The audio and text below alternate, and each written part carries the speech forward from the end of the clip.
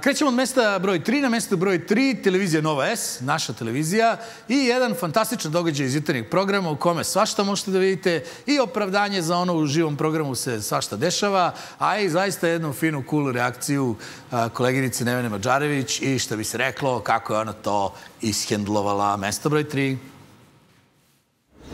Dakle, u toku je napet i iscrpljujuć meč Novaka Đokovića, američkog tenisera Francisa Tiafoe. Trenutno je 2-1 u setovima, a u ovom četvrtom 3-2 za Amerikance. Marko nam nešto maše, pa ne znam šta želi da kaže. Možda navija. Reagujem na rezultat. Reaguješ na rezultat. A koji je?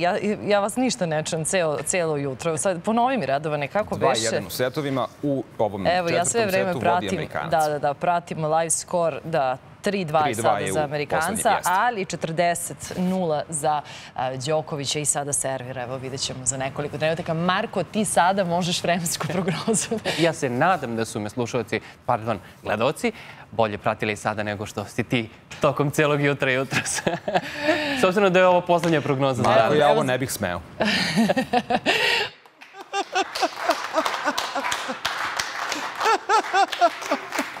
Dakle, sve je rečeno. Ne to, sine. Nemoj da se vadiš, ko Boga te molim. Ali meni je bilo vrlo simpatično. Tako da, idemo na mesto broj 2. Na mesto broj 2 nešto što uopšte nije simpatično. U pitanju su pretnje koje su upućene mojoj koleginici Goci Uzelac sa televizije Pink.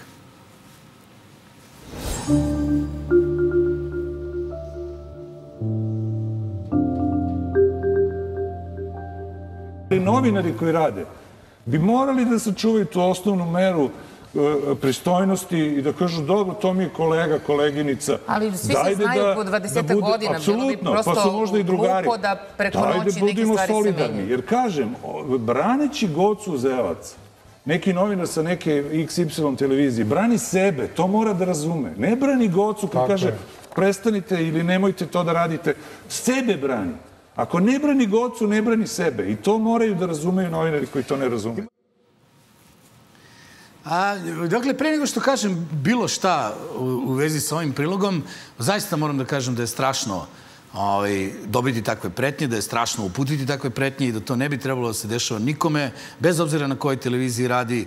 Novinari u ovoj zemlji odavno nisu slobodni i odavno su mete raznoraznih pretnji. Tako da ja apsolutno, potpuno iskreno iz sveg srca osuđujem pretnje koje su upućene Goci Uzelac, koju i lično poznajem i izuzetno mi je žao što je morala da prođe kroz ovo.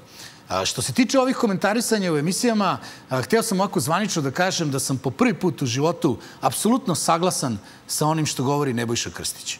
I moram da vam kažem da ja već godinama pokušavam da vam objasnim da kada branite nekoga sa neke XY televizije, branite i sebe. I da ovo sada kroz šta prolazite je nešto kroz šta prolaze vaše kolege godinama. I da vam nikada nije palo na pamet da biste trebali da ih branite i da biste trebali da ih podržite, jer ste uvek mislili da Mečka nikada neće zaigrati ispred vaših vrata. Mečka je odavno u selu, rekao sam to, ja ne znam, 10 puta. Mečka je davno u selu, svi smo ugroženi, svima je izuzetno teško i trebalo bi da se prizovete pameti i vi sa Pinka i ovi sa drugih televizija, posebno recimo mi sa XY televizija. Mi moramo da budemo složeni makar oko jedne stvari, a to je da niko od nas ne bi trebalo da strada i ne bi trebalo da izgubi život zbog nečega što je pisao, rekao, izveštavao, pa ma kako radio taj svoj posao. Poenta cele ove priče i vrlo je važno da svi to razumete, čak i Nebojša Krstić i u budućim emisijama koje se budu radile na ovu temu, ili ima pravde za sve ili nema pravde ni za koga. To je tako, verujte mi na reč. I da ne bi bilo zabune, još jednom osuđujem pretnje upućene Goci Uzelac. Na mestu broj 1, jedan medijski događaj u kome jedna žena radi polunovinarski posao, drži konferenciju za štampu u potpuno nemogućim uslovima i bez ikakvih političkih aspiracija i bilo čega drugog. Ja, kao neko ko se bavi medijima prilično ozbiljno već godinama, iskazujem veliko i duboko poštovanje prema smirenosti koju Marinika Tepić pokazuje ovih dana, pa pogledajmo kako izgledala njena konferencija za štampu. Ovde su doveli čak ljude iz Novog Sada. Tomislav Lovreković koji pokušava da izazove incident je bio uhapšen zbog pretnje meni, jer je napisao da sve Marinike treba ućutkati snajperski, pa onda artiljerijski. To vam je Toma Lovreković koji je bio u zatvoru mesec dana zato što je meni pretio. Tepićeva je ispred sedišta SNS-a u Pančevu novinarima pokazala fotografije na kojima se, kako kaže, jasno vidi gde su sve bili članovi te kriminalne grupe. Ovo vam je Aleksandar Vučić na otvaranju, a ovo je Belivukova ekipa na istom tom otvaranju koja obezbeđuje lično Aleksandra Vučića dok otvara atletski stadion u Novom Pazaru. Konferencija za medije bila je sve vreme na ivici većeg incidenta, jer je nekoliko desetina pristalica SNS-a konstantno pokušavalo da povicima i vređanjem prekine obraćanje Tepićeve, a potom se na kraju konferencije i zaputilo kratko za njom. Nenad Nešić, N1, Beograd. Mi tu nešto lagano, već neko vrijeme ja ukazujem da nas čekaju ovakve stvari, ukazujem da nećemo biti bezbedni, ukazujem na to da država pre svega ne radi svoj posao. Da država radi svoj posao, proverava ovakve činjenice i reaguje, ne bi bilo nikakve potrebe, recimo, da bilo ko drži konferenciju za štampu na ulici. Ne razumem ove ljude koji su došli da na ovaj način iskažu svoje nezadovoljstvo. Ukoliko ovo nije istina, Marinika Tepić će biti osuđena zbog iznošenja neistina. Ne razumem da želite nasiljem da sprečite nekoga da govori. Ne razumem da nikada ne pomislite da je možda istina to što se govori i da li bi to trebalo da vas zabrine na neki način. Posebno ne razumem kako je moguće da ovaj čovjek uopšte može da priđe ženi, s obzirom da je robijao zbog nekih pretnji koje je uputio.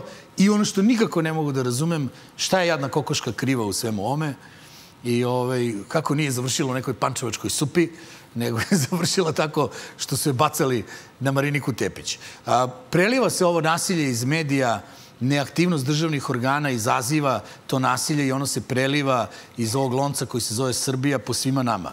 Ja vas molim, bez obzira za koju god stranku da glasate, čiji god da ste simpatizer, da malo udahnete duboko, da se smirite. Nervozni smo svi i zbog korone. Ljudi nešto govore, ako smo ozbiljna država, država će reagovati na istine, neistine, hapsiti, procesuirati i tako dalje. Ako nismo normalna država, to je problem svih nas.